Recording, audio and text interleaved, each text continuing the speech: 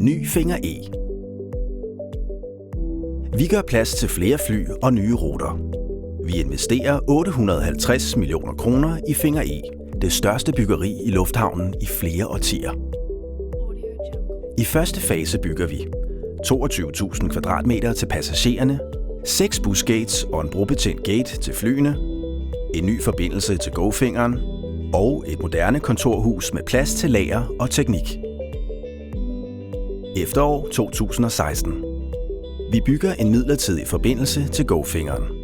Den skal bruges indtil 2019, hvorefter turen går via den nye Finger E. Vi etablerer en afgrænset byggeplads for at give entreprenørerne let adgang og for at forstyrre lufthavnens daglige drift mindst muligt. For at gøre plads til at bygge Finger E, nedriver vi den udtjente Hangar 1 og den nuværende forbindelse til GoFingeren. Primo 2017.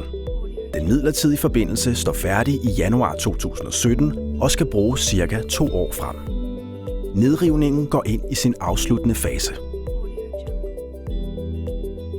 Byggeriet af Finger E og det nye kontorhus går i gang. Første skridt er fundament, råhus og facadelukning. 2018. Andet skridt er den indvendige klargøring af Finger E. Forår 2019. Den oprindelige forbindelse til GoFingeren sluttes sammen med Finger E. Sommer 2019. Finger E er nu klar til take-off med lyse, åbne områder til boarding.